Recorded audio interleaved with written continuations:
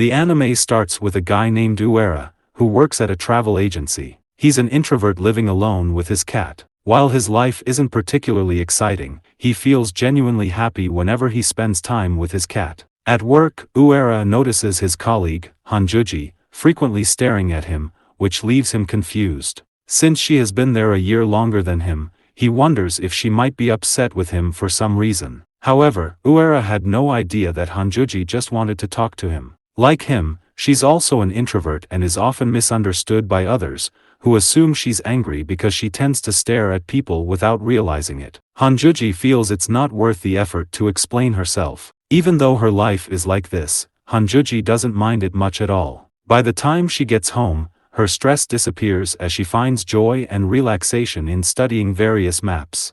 Uera and Honjuji are both content with their lives. However, one day, Kurikawa, the branch manager, calls a meeting to announce that the company plans to open a branch in Alaska next year. They need to send someone from their office to manage it. Since Alaska is so far away and would mean being separated from family, the company will select someone who is unmarried. Kurikawa then asks if anyone would volunteer, but naturally, no one is eager to go, given how distant it is.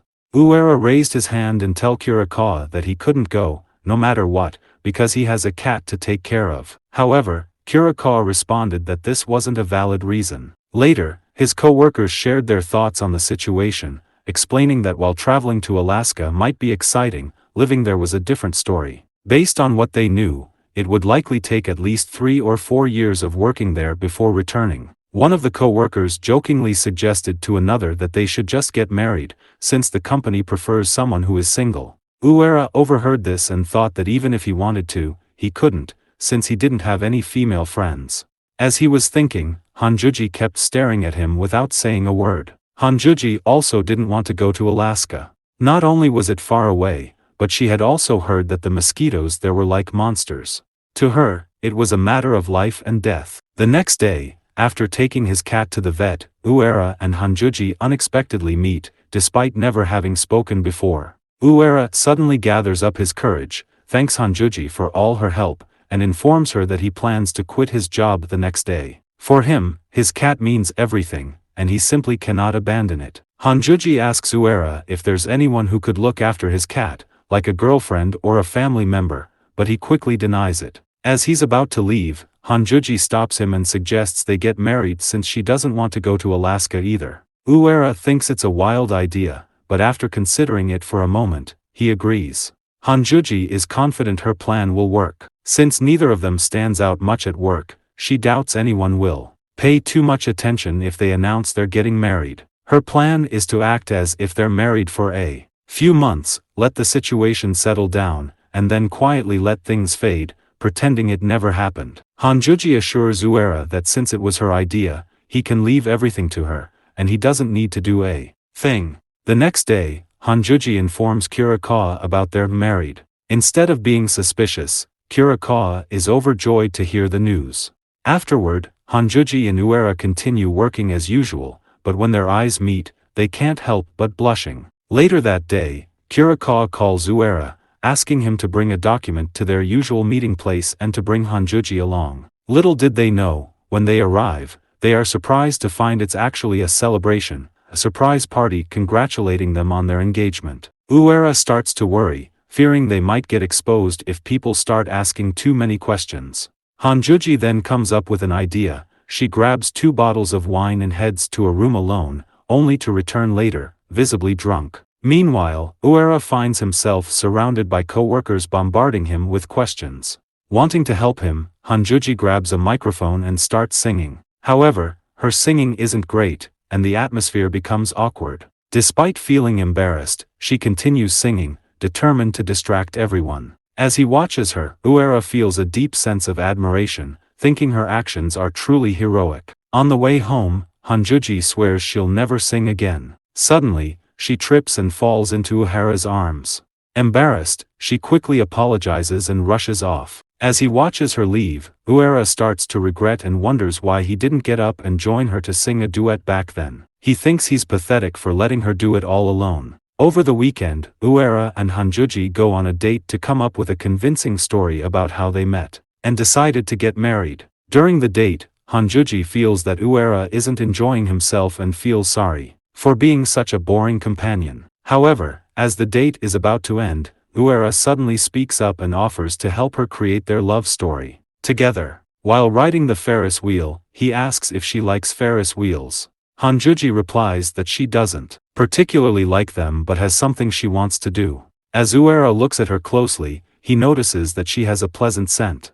Honjuji then takes out a pair of wedding rings and hands one to Uera. Although the rings aren't expensive, she believes they're necessary to make their wedding story more convincing. Uera begins to feel nervous, hesitating to put it on. He thinks that wearing the ring now would make it feel as though they're really getting married. While he's lost in thought, Honjuji calmly slips the ring onto her own finger without hesitation. She then asks Uera to come up with a proposal line for her to write down. Her idea for the story is that they were riding a Ferris wheel, and when it reached the top, Uera proposed to her. Uera thinks it's a romantic idea but struggles to come up with something to say. Honjuji reassures him that she can think of something herself if he can't, but Uera insists on doing it. As he prepares to say, "Will you marry me?" the words suddenly feel heavy. They're right there in his mind, but he can't get them out. To Uera, those words hold great meaning, and he feels they shouldn't be said lightly. He apologizes to Honjuji, admitting he can't think of the right thing to say at the moment but promises to come up with something later.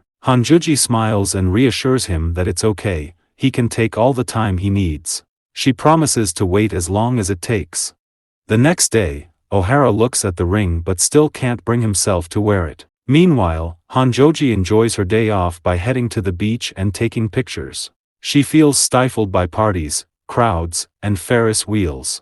What truly brings her joy are coastlines and collecting maps, stones, and sand. To her, marriage seems so dazzling that the thought of it feels utterly exhausting, even if it is fake. Honjoji then receives a text from her friend asking how she's doing. She pauses for a moment before replying. She thinks to herself that, since it's her day off, she just wants to be left alone. Back to O'Hara, he finally manages to put on the ring and determined to become a good husband for Honjoji. Just then, he receives a call from an unknown number. The caller claims to know that his supposed marriage to Honjoji is a complete lie and threatens to send both him and Honjoji to Alaska. The next day, O'Hara tells Honjoji about the call. He has no idea who the caller might be, and since the voice sounded synthesized, he couldn't even determine their gender. Given the mention of Alaska, Honjoji suspects the caller could be one of their colleagues.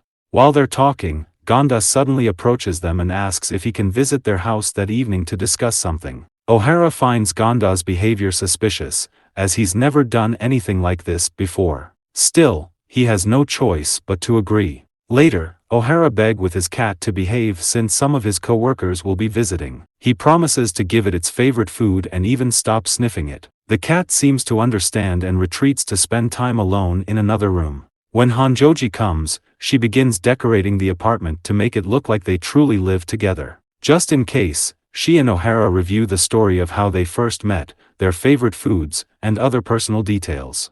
Later, when their co-workers arrive, they are shocked to see 3 of them instead of just 1. O'Hara thinks to himself that it's going to be a long night, but Honjoji reassures him, telling him to just do as they practiced. O'Hara then asks Gonda what he wants to discuss. Gonda becomes serious, bows to O'Hara, and begs him to teach him how to get a girlfriend, saying he also wants to get married. This surprises O'Hara, as he wasn't expecting that at all. Honjoji then brings out the food with a smile, which is unusual for her co-workers. They assume she must be filled with happiness. O'Hara doesn't get it why his co-worker is so happy for his marriage. To him, he hasn't changed. While it's true that he's married, he doesn't think it's all that great. He feels all he did was put on a ring, and that's it. His co-workers look at him and assume he's just being sarcastic. Later, when O'Hara and Gonda are alone, Gonda confesses that he's actually interested in Komiya and asks for O'Hara's support. After the co-workers leave, Honjoji and O'Hara sigh, agreeing that they should never host again. She admits she feels the same way he does. She doesn't understand why everyone is making such a big deal about her marriage. After all, it's not like it's their marriage. O'Hara reflects that maybe, to others, they seem to be glowing. Honjoji, however, believes that only those who can see that light are the ones who end up getting married. She doubts she will, thinking that's just the kind of life she's destined for. But O'Hara disagrees. He tells her he has a feeling she can see the light even without getting married. He explains how, when he comes home from work and watches TV with his cat, he feels like he's glowing in those peaceful moments. He then asks Honjoji if she has anything similar. Excited, she shares that looking at maps when she gets home makes her really happy. Realizing she's standing too close, she blushes, takes a step back, and quickly says it's time for her to leave. Although O'Hara and Honjoji are beginning to develop feelings for each other, they both keep reminding themselves not to get the wrong idea. The next day, while Honjoji is at work, a customer comes in. Since no one at the counter is available, Honjoji decides to assist him, even though it's not part of her job. To her surprise, the customer turns out to be O'Hara's father. He explains that he came because he heard his son is getting married and asks Honjoji if she knows anything about it. Honjoji wonders where he got that information and tells him she doesn't know anything about it. Before leaving, the old man gives Honjoji one of his company's products and asks her not to tell his son that he was here. Honjoji quickly goes to look for O'Hara, but he isn't in the office since it's his day off. She decides to leave the product on his desk and rushes after O'Hara's dad to explain that they aren't really getting married. Fortunately, O'Hara's dad hasn't left yet. He's still lingering, muttering to himself about how his son is bringing shame to the family. Honjoji interrupts him and explains that O'Hara is currently out. She offers to call him and suggests they wait at a nearby coffee shop. Honjoji asks O'Hara's dad what he meant when he said O'Hara was bringing shame to the family. O'Hara's dad becomes serious and explains that marriage is a significant event requiring extensive preparation, including traditional items like ceremonial dolls. He goes on to detail the many things needed for a wedding. Since they live in the countryside of Osso, there are specific local customs to follow. For example, weddings involve inviting neighbors and co-workers, meaning there will be a large number of guests. They also need to book a hot spring resort, as the celebrations last all day and continue late into the night. The festivities include dancing and, finally, a tradition where the bride is tossed into the air. Honjoji is shocked to hear this. Since O'Hara is his eldest son, his dad wants his wedding to be properly done, or their family will lose face. Meanwhile, O'Hara reads Honjoji's text and is surprised to learn that his dad is with her. O'Hara immediately rushes to meet his father. Upon arriving, Honjoji takes him outside and explains that his father heard about their marriage from somewhere and came straight here. However, it seems he doesn't know who O'Hara married to. O'Hara thinks, in this case, he will tell his father it's an unfounded rumor and send him home. But Honjoji doesn't want to do that. She wants to tell his father the truth. But before she can tell him, his father apologizes to Honjoji for sharing stories about his countryside wedding traditions with her. Honjoji assures him it's okay because she finds the information fascinating. However, his father admits that what he said isn't entirely true. It's how things used to be. Weddings have become much simpler now. Fewer people are getting married, the population continues to decline, and life in his countryside is inconvenient and plain. As a result, young people often leave for the big city. Honjoji interrupts him, saying that his countryside is not plain at all. She believes it's a special place and begins listing all the amazing things about it. This surprises both O'Hara and his father. His father then tells Honjoji that because the countryside is so special to him, he wants to protect its traditions. He goes on to explain to O'Hara that, before coming to Tokyo, he heard from the Kumamoto JTC that O'Hara was getting married, which is why he came here. Honjoji and O'Hara are shocked, unable to believe the news spread that far. When his father tries to recall the name of O'Hara's fiancée, O'Hara quickly interrupts, telling him that he will visit Osso this weekend to have a long talk about the matter. This satisfies his father, who agrees and leaves. O'Hara plans to go to Osso alone and tell his family that his marriage is a lie. Honjoji feels the problem has grown bigger and wants to help, but she thinks she shouldn't get involved when it comes to his hometown and family. The next day at work, Kurikawa gives O'Hara a big task. It is to act as an attendant for Princess Claudia of Lichtenberg, who is visiting Japan and wants to tour Tokyo. O'Hara asks Kurikawa why she chose him. Kurikawa explains that it's because the princess can't keep her hands off men. She always takes male attendants with her wherever she goes. O'Hara is confused, as the princess is married. Kurikawa thinks she must have her reasons. Kurikawa wants someone who can be a proper guide for the princess, since the other men in the company are likely to just enjoy their time with her. Kurikawa thinks Ohara is the most suitable one for the job, believing he seems harmless and, being married, unlikely to be a problem. Hanjuji and her co-workers begin to worry about Ohara, wondering if he'll be able to handle it. Later, as Ohara prepares the location for the princess to visit, Hanjuji looks at him and feels sorry for him, having to deal with a celebrity. She wants to help, but then questions herself, "What am I thinking?" and quickly decides to leave him alone. The next day, while waiting, the princess arrives dressed in casual clothes. She tries to speak Japanese with Ohara, but he assures her it's okay, he can speak English. He then asks if her security guard is coming too. The princess tells him that for now, she wants to experience life as a normal person. She then asks him to take her to somewhere fabulous, a place she can't find anywhere else. Since the princess is known on social media as a cat lover, Ohara takes her to a cat shrine. While they are there, Ohara receives a call from Kurikawa asking where he is. The princess is missing, but Ohara reassures Kurikawa, telling her not to worry as the princess is with him. After that, Ohara takes the princess to several places, and she seems to enjoy them all. As the day comes to an end, Ohara asks the princess if she wants to visit somewhere high up. The princess guesses he is taking her to that famous tower, but Ohara tells her no, the place he has in mind is far more unusual. It's a spot that people around the world dream of visiting, yet only a few get the chance.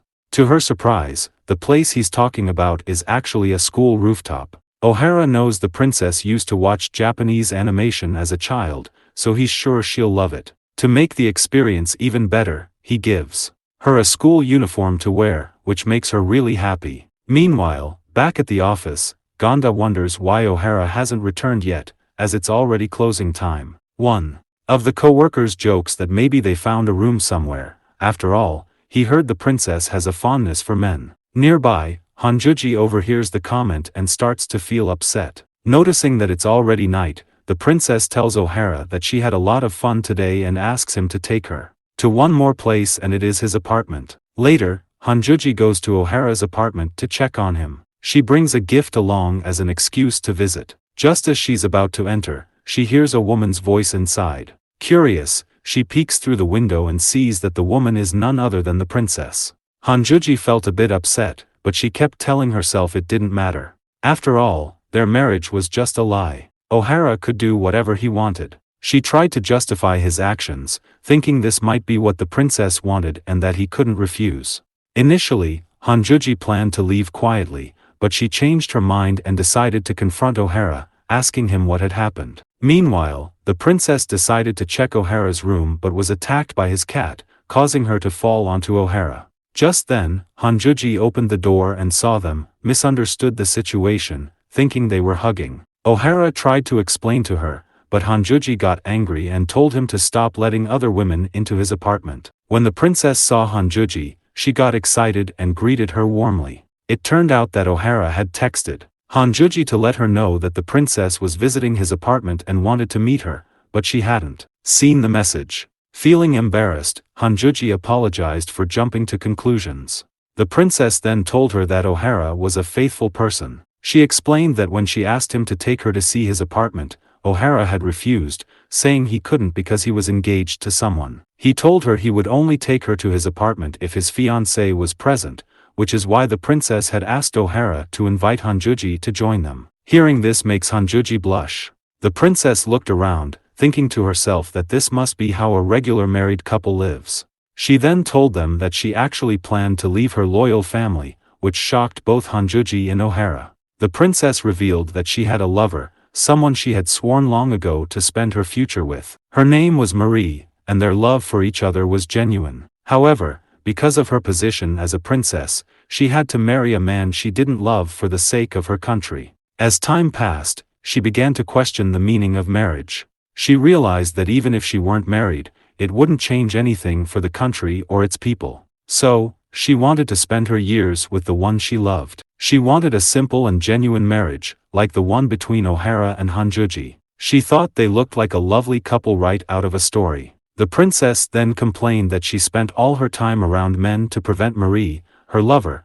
from getting jealous. But because of this, people believed she was constantly fooling around with men and partying. Men hit on her everywhere she went, and it was such a pain. Before leaving, the princess promised that someday, she would like to find happiness like the two of them, not as a princess, but as a person. Honjuji asked Ohara if it was okay not to tell her the truth, that they were actually not engaged, but Ohara reassured her it was fine, thinking she would probably reach the same conclusion no matter what they said. He then asked if there was any particular reason she came over today since she hadn't seen his text. Honjuji blushed, pulled out her gift, and handed it to him. It was a frog-shaped stone. She explained that her hobby was collecting stones, and she chose this one because she had heard his father talking about frogs. Honjuji felt embarrassed, thinking how silly it was to come all this way just to give him such a trivial gift. She swore to herself she wouldn't do it again. After she left, Ohara looked at the stone and thought her actions were really cute. He promised to himself that he would take good care of it.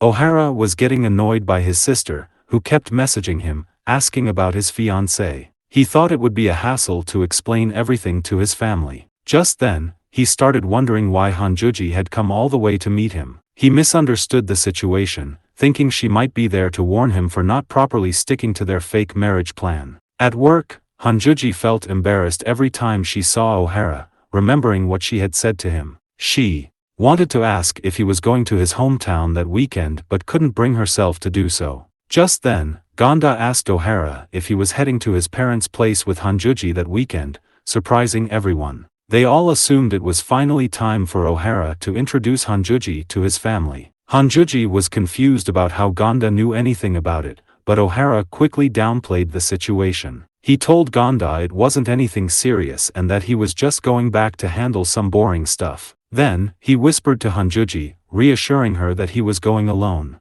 Just then, Honjuji received a call from an unknown number, similar to Ohara's, threatening her and insisting that she had to go with him. The next day, after dropping his cat off at the cat hotel, Ohara realized they now had to travel together. He sighed at the thought of covering Honjuji's hotel and plane ticket expenses, knowing it would cost him a lot of money. Meanwhile, Honjuji felt relieved that they were going together, as she wanted to apologize to Ohara's family. While deciding what to wear, she recalled her mother's words encouraging her to be confident and wear whatever made her happy. As Ohara waited, he was stunned by how beautiful Honjuji looked. For a moment, it really felt like she was on her way to meet her future in-laws.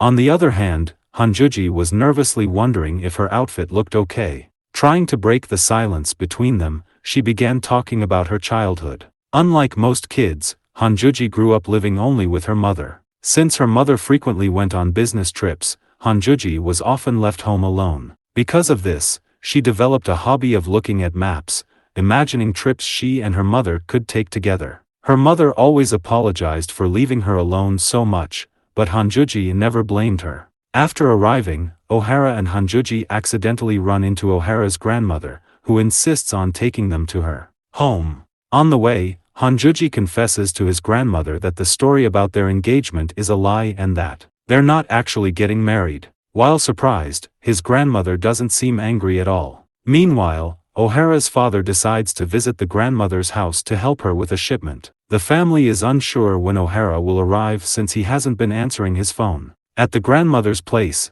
Ohara and Honjuji are surprised to see a large number of fruits ready for shipment. Ohara volunteers to help when he notices his grandfather lying down nearby, complaining about his back pain. Honjuji asks the grandmother if there's anything she can do to help, and the grandmother takes her to the field to harvest melons. As they work together, Honjuji and the grandmother begin to bond. The grandmother then tells Honjuji that she doesn't need to lie, she can tell they are actually getting married. Honjuji tries to deny it, but the grandmother ignores her protests. She explains that she knows they're a couple because Ohara seems to care deeply for Honjuji and looks genuinely happy around her. The grandmother then asks Honjuji to take good care of him. Despite her attempts to deny the claim, Honjuji suddenly faints from heatstroke. Panicked, the grandmother quickly calls for help. Ohara rushes to carry Honjuji inside, but his back gives out because she's too heavy for him. As they approach the door to go inside, it suddenly opens, and to their surprise, it's Ohara's father. While Ohara and his dad carry Honjuji, Ohara reveals the truth about their fake marriage. His dad becomes angry and scolds him for lying. Later, they call a doctor to check on Hanjuji, and it is revealed that she is just exhausted. His dad then tells O'Hara to stop living a half-hearted life and start taking things seriously. That night, O'Hara returns home and explains everything to his family about the fake marriage. Surprisingly, they take it well and even express concern for Hanjuji, asking if she's okay. When O'Hara goes back to his grandmother's house, he is shocked to find that she has already prepared a futon for him to sleep in the same room as Hanjuji. As O'Hara tries to move his futon elsewhere, Hanjuji suddenly wakes up. Realizing the time, she immediately apologizes to O'Hara for making him face his family alone. She promises to apologize to them properly the next day. O'Hara assures her it's unnecessary, but she refuses to listen. Just then, they hear frogs croaking outside. Hanjuji asks O'Hara to accompany her outside. She is mesmerized by the beauty of the countryside at night. While looking around, she gets startled by a frog and falls into O'Hara's arms. Embarrassed, she quickly pulls away. Hanjuji tells O'Hara that meeting him has brought her to some unexpected places. She's been on many trips, but none as enjoyable as this one. O'Hara then tells her that the frog-shaped stone she gave him made him really happy. Every time he looks at it, he is reminded of her. The two share a moment, gazing at each other like a married couple. Just as O'Hara tries to confess his feelings, they are interrupted by a frog. The next day, Hanjuji couldn't stop thinking about O'Hara, wondering what he was going to say. She couldn't even look at him properly. Later, while walking to his parents' house, Hanjuji notices how fluffy O'Hara's hair looks and feels tempted to touch it, but she keeps reminding herself not to. After apologizing to his family, they quickly forgive her and seem to genuinely like Hanjuji. O'Hara's mother then suggests that he show Hanjuji around the town. Hearing this, Hanjuji gets excited and says she wants to visit the volcano museum. Hanjuji tells O'Hara that she's been wanting to visit the museum for a while because of her favorite TV show, Bochi Komori, a program where they explore different towns. O'Hara smiles and tells her that he's also a fan of the show. Once again, Hanjuji can't help but glance at O'Hara's hair. At the volcano museum, Hanjuji and O'Hara have a wonderful time together. But then, they notice a teacher struggling to manage a group of students. Feeling sorry for the teacher, both Hanjuji and O'Hara decide to step in and help entertain the kids. On the way back, Hanjuji finds herself falling for O'Hara even more. When they arrive at his parents' house, O'Hara is surprised to see his childhood friend, Nao, who is now working as a glassmaker. He quickly introduces Nao to Hanjuji. However, when Hanjuji notices Nao casually playing with O'Hara's hair, she starts to feel a bit jealous and begins to give up on the idea of being more than just a friend to O'Hara. Nao then tells Hanjuji that she would like to become her friend too and mentions that she'll be moving to Tokyo soon to work there. If you come this far, please consider liking and subscribing for more videos like this. Thank